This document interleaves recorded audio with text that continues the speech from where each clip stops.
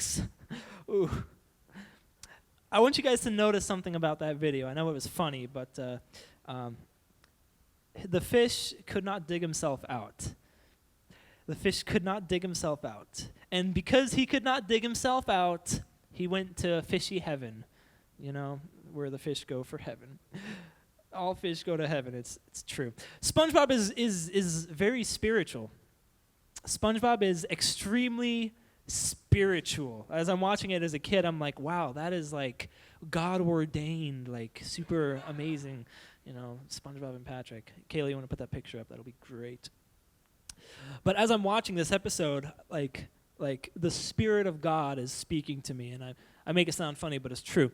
As I'm watching this strange SpongeBob skit, I realized something really interesting, really, really profound, like super cool. The beach, everything represents something. The beach represents sin. The water represents death. SpongeBob represents the world. Bubble Buddy represents your friends, and the fish represents you. Whew. I know. Confusing. The beach is sin, the water's death, SpongeBob is the world, Bubble Buddy is your friend, and the fish is you. I know you're all confused. I'm going to explain. Okay. Here we have the fish. I'm just going to set the scene. I'm going to explain this a little bit, okay? I'm going to explain. Pay attention, please, you guys over there wearing those Converse. Here we have the fish. The fish goes up to Bubble Buddy and SpongeBob, and he's like, dude, bury me. Oh. Sounds like Seth. I am the fish. I actually voiced the fish. I've seen this time and time again where young people get sucked into sin because the beach is representing sin, right? And the fish is like, yo, bury me in sin, ha ha ha, and either voluntarily or involuntarily, everyone gets sucked into some type of sin.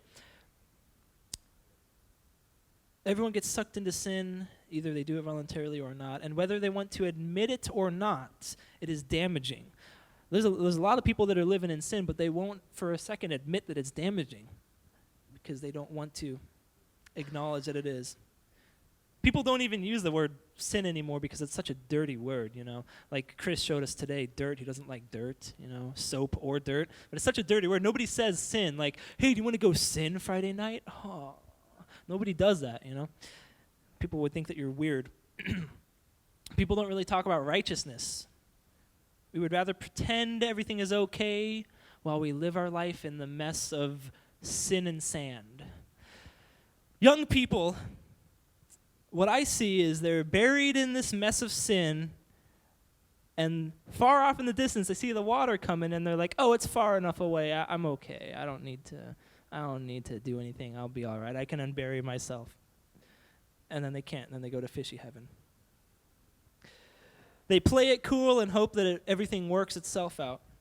I can imagine the fish just hoping that, a Bubble Buddy uses his bubble strength to pull him out. Hey, dude, did you notice? This was really cool. Super spiritual. Listen, the fish, when the water started coming in, he was like, oh, dude, unbury me. And then it gets closer, and he's like, dude, yo, unbury me. And then it gets real close, and he's like, oh, my gosh, dude, unbury. He freaks out, And I see that a lot with young people, teenagers, young adults, is once the consequences of sin come, it's like, oh, maybe I shouldn't have done this. Whatever, YOLO. And then it gets worse, and then they're like, oh, maybe I really shouldn't have been so stupid. And then it's like destroying their life, and then they're like, oh my gosh, I wish I would have had someone to tell me I shouldn't have done this. Oh. You can't work yourself out of sin, just like Mr. Fish couldn't work himself out of the beach. Sin leads to death, always, always, always, always, always. I don't know about you guys, but me personally, I am very tired, I am very fed up, and I'm very sick of pretending like sin, unrighteous living, does not affect us. Young people especially, but young people like to think that looking at pornographic images won't affect them. We can argue about this all day, but you're wrong. People think that anger is just a personality trait. You just punch that girl in the face. Oh, yeah, but it's a personality trait, you know. It's just how I was raised. No, you're a jerk. People think that unforgiveness will not damage you. People think that lying and cheating is harmless. You don't think that what you sow today, you'll reap tomorrow? The things that you sow today, you will reap eventually. I'm sure that the fish thought, well, maybe the tide won't come in. Ha, ha, ha, ha. Maybe it won't. Maybe I can just get out before it's too late. Maybe I can swim away. I don't understand. If the fish is underwater, how is there water? But listen, seriously, the destruction brought on by sin, does not play by our time. I'm here to warn you, because you're going to be coming back to me 20 years from now and being like, thank you that you told me this. It does not play by our time. And I know you're all saying, well, prove it. Okay, every pregnant teenage girl ever. I can't actually drop the microphone, but how many times in my life, walking through Reynolds and there's another pregnant teenage girl and she thinks, oh, I can't believe this happened. Well, what did you think would happen when I won't go into details, but what do you think would happen? And it's not just that, it's with any unrighteous, sinful trait. What do you think is going to happen when you live that type of lifestyle? It always leads to destruction. A bubble buddy, why? What happens next in our tale of fishery is they bury the fish, and SpongeBob and Bubble Buddy, they leave him. Right when the tide comes in, get this, super spiritual, ready. Right when the tide comes in, SpongeBob leaves. Right when the tide starts coming in, SpongeBob is like, see you later, I'm going to go snort Coke. I don't know what SpongeBob does. But it's spiritual because of this. Right when problems come, right when situation comes, right when issues when problems caused by sin come, the world 99.100% of the time will leave. Right when there's trouble, SpongeBob is like, see you later. SpongeBob represents the world. A homeless person can go hours without anybody noticing them. People ignoring them.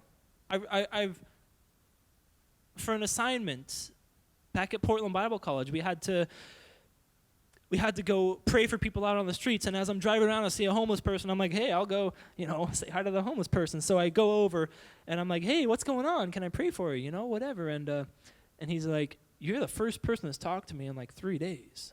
And I was like, what? But don't you guys like have people that like honk at you and wave? He's like, no, they usually spit on us. And I was like, oh, that's horrible. That's really bad. And as I'm standing there like with him for a good 30 minutes, it's happening. People are driving by yelling at him saying, get a job. And I'm like, well, he should have a job, but still. A homeless person can go hours with hundreds of people ignoring them, but a celebrity is featured on Snapchat every day, every single day. Listen, Kylie Jenner, if you're watching this, get off my Snapchat. I don't care that you have a new lipstick. I don't. I really don't. Instead, we see this. Kayla, put that thing up. Oh my freaking goodness. I'm on Snapchat, right? And I see the Grammys are going on. I'm like, oh, cool. Let's see what's going on. And I see this garbage. Beyonce's not garbage. She's okay. But it says, everyone is on their feet for Beyonce. We're not worthy. Boy, Beyonce, hey, listen, young people. Aaron, I'm going to go down here. Move the camera with me. Listen. Beyonce uses the restroom just like every one of you. Profound, right? Beyonce is not God. Beyonce still has bills to pay. Beyonce still goes to the restroom, and I guarantee you she probably has a run sometimes. Oh, I'm Beyonce, I'm a god. Oh, no! What am I going to do? My pants. Oh, no. We have another picture. Kayla, show the next picture. I took 3 of these. Okay, what does this one say? Did everyone forget she's holding our future national treasures? Be careful. Oh, national treasures. Oh. Oh. Ugh. They're people. They deserve respect. They're little babies. I care about them, just like I care about anyone, but they're not my national treasure. They are people. They are just as important as every single one of you. Kayla, show the next one. I'm ready for this. Why do I feel like I've just been blessed? Because you're delusional. Because you're insane. Okay. The world has set its priorities, and your problems are not on that list. When was the last time that Snapchat featured me and my gas tank that was low? Never. It's never done that because Snapchat doesn't care. Now we see the fish that is buried, and the world has left him. And all that is left is Bubble Buddy. Bubble Buddy is all that is left, which represents your friend. Now, I want you to remember something about the video, very spiritual, like I said. SpongeBob, which represents the world, he left, but Bubble Buddy stayed there. It happens a lot when we have problems. Our friends are always there for us, right? Our friends are always there. Oh, I'm your best friend. I'll always be there for you. Yeah, but you can't fix my issue. Bubble Buddy stayed next to him, but he couldn't fix the problem that was coming. Bubble Buddy couldn't dig him out. Bubble Buddy couldn't save him. And it's the same way with your friends. There is a sickness called sin that leads to death, and your friends cannot get you out of it. Only God can do that. Most of your friends will not leave you when trouble comes. That's not the question. The question is, are your friends burying you in sin?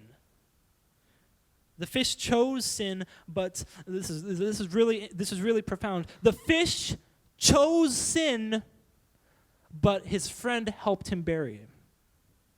You can choose sin, but the people that hang around you can either encourage it or say, hey, you probably shouldn't be doing that. Some of you might need to scale back your friends that are assisting you in death. Proverbs 18:24 says, one who has unreliable friends soon comes to ruin, but there is a friend who sticks closer than a brother.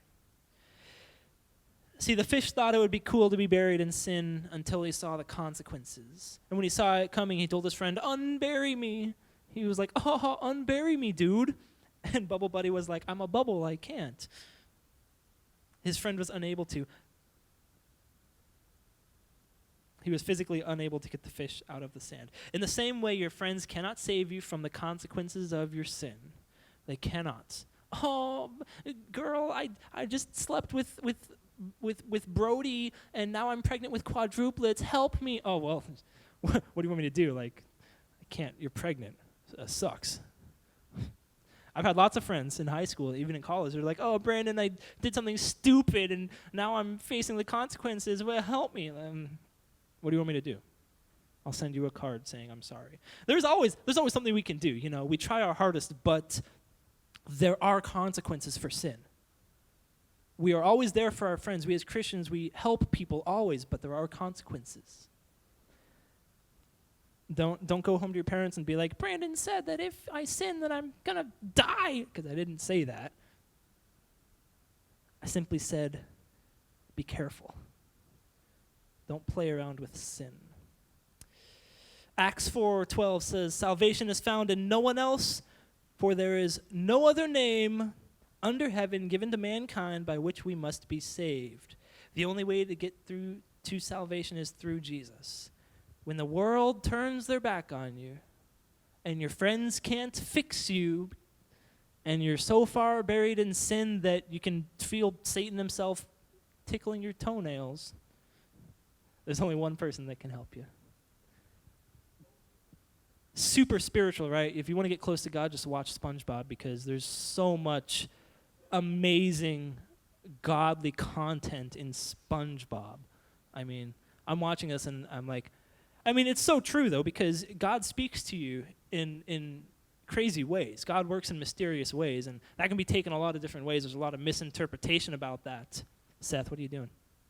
There's a lot of different interpretations about that, but as I'm watching this, the Holy Spirit is just like, hey, this is an issue today. And I'm like, what, the fish? And he's like, no, People get buried, and then people turn their back, and then they try to help their friends, and it doesn't work, and then the fish dies. Almost all of us have been like this at one point. A fish buried in sand. You probably aren't a fish, but I mean, metaphorically. Probably everyone has been buried at one point, whether you want to admit it or not. Everyone has been buried, and there's only one solution. The Bible. What does the Bible say? There's only one person. Salvation is found in no one else, for there is no other name under heaven that you might be saved.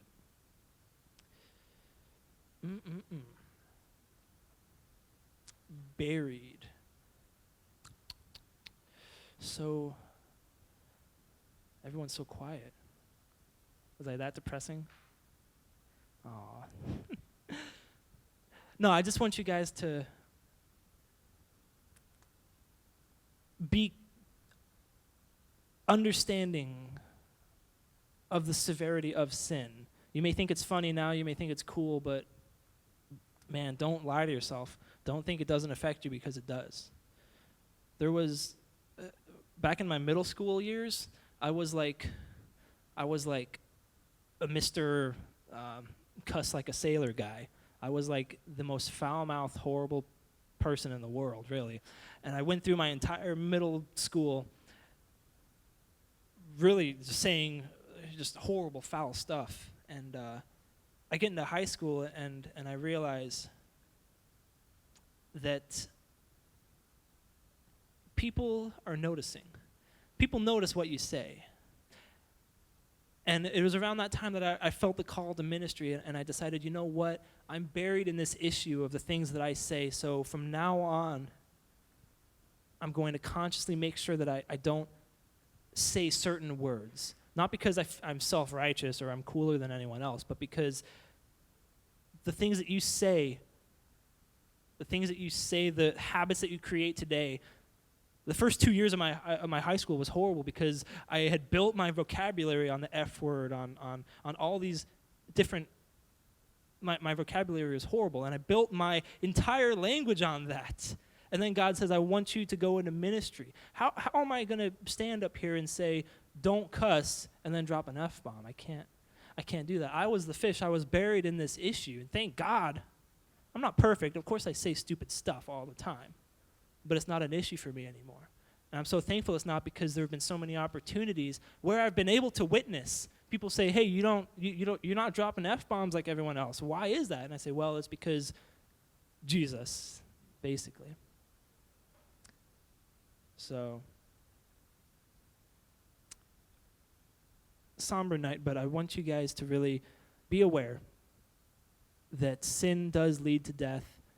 Don't wait until you're on your deathbed to get things right.